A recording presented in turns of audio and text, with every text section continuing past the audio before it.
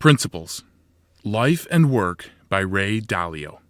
Ray Dalio is the founder of Bridgewater Associates, an investment firm he created in 1975 out of his two-bedroom apartment in New York City.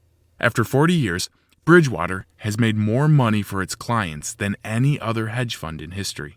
Time magazine included Ray Dalio on their list of the 100 most influential people in the world. Ray credits Bridgewater's success to the principles he learned from reflecting on life rather than anything special about him.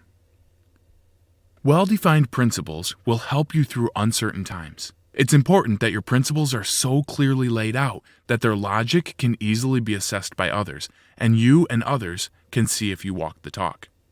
It's always good to have radical truth and transparency, which makes for meaningful work and relationships. As a manager, it's crucial to see your company as a machine with a purpose that you are tasked to optimize. Build your company from the top down and do your best to keep the manager-employee ratio small. The book is a gigantic list of principles, far too many to list here. Many of them are likely to be unique advice for some people, but not for others. But if you learn anything regarding work principles, he recommends the idea meritocracy, which strives to achieve meaningful work and meaningful relationships through radical transparency. It requires individuals with humility who can look at multiple views against their own. Principle number 1. Think for yourself to decide 1. What you want, and 2. What is true, and 3. What you should do to achieve what you want in light of what's true, with humility and open-mindedness. Ray believes that the key to success lies in knowing how to both strive for a lot and fail well. Failing well means experiencing pain and loss in exchange for big lessons without failing badly enough to fall out of the game. Success as an entrepreneur requires being such a good independent thinker that you bet correctly against the consequences, which means you'll be painfully wrong a fair amount as well. You have to be open to being wrong so you can learn from it, which requires humility and friends and colleagues who aren't afraid to tell you the truth. Life principles: Embrace reality and deal with it. Realize you have nothing to fear from knowing the truth. Drop your views of how things should be because you will miss out on learning how they really are. Don't confuse what you wish were true with what is really true. Accept reality as it really is. Making the most of your circumstances is what life is all about. Don't be afraid of what others think, or about looking good. Worry instead about achieving your goals. Dreams plus reality plus determination equals a successful life. Be radically truthful and radically transparent. This will give you integrity and create meaningful work and relationships success depends on. Learn from your mistakes. The pain of mistakes is what fuels your progression or what ruins you if you let it. Evolution is the greatest force in the universe. It's important to be able to see yourself from the perspective of evolution, which makes life meaningful. Evolve or die. Fail, learn, and improve quickly. The evolutionary process is life's greatest reward. Reality is optimizing for the whole, not for you. So contribute to the whole, and you will likely be rewarded. Your own evolutionary process can be described as a 5-step process for getting what you want out of life. Number 1, have clear goals. Don't confuse goals with desires. Great expectations create great capabilities. If you limit your goals to what you know you can achieve, you're setting the bar way too low. Number 2, identify and don't tolerate the problems that stand in the way of achieving those goals. View painful problems as potential improvements that are screaming at you. Number 3, accurately diagnose the problems to get at their root causes. Number 4, design plans that will get you around them. Number 5, do what's necessary to push these designs through to results. Nobody has the intelligence to do all of the above effectively, so it's important to rely on others for help. See yourself from above. The biggest mistake most people make is to not see themselves and others objectively, which leads them to bump into their own and others' weaknesses again and again. Successful people are those who can go above themselves to see things objectively. Think of yourself as a machine operating within a machine.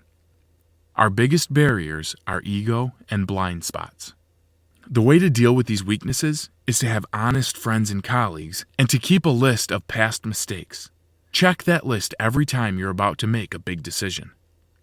Own your outcomes. Don't blame others for your mistakes, however tempting or seemingly justified. Even if it's true, it won't usually help. Psychologists call this having an internal locus of control, and studies consistently show that people who have it outperform those who don't. Understand that people are wired differently. Embrace open-mindedness and thoughtful disagreement. Seeking out brilliant people who disagree with you is one of the best ways to grow smarter, both conceptually and socially. Good decision-making and getting the courage to make good decisions come from 1. Go after what you really want. 2. Be realistic, radically open-minded, and radically transparent. 3. Embrace the pain of failure, which will eventually start to feel good, like a runner's high. And 4. Learn from failure. Grow. Seek the borders of your comfort zone. Every time you confront something painful, you're at a potential important juncture in your life.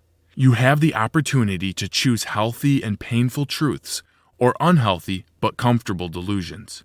The irony is that if you choose the healthy route, the pain will soon turn into pleasure. And if you choose the unhealthy route, the pleasure will turn into pain that requires pain to escape. Nature seems to throw tricks at us to see who falls for the temptations instead of considering second-order consequences. When encountering your weaknesses, you have 4 choices. 1.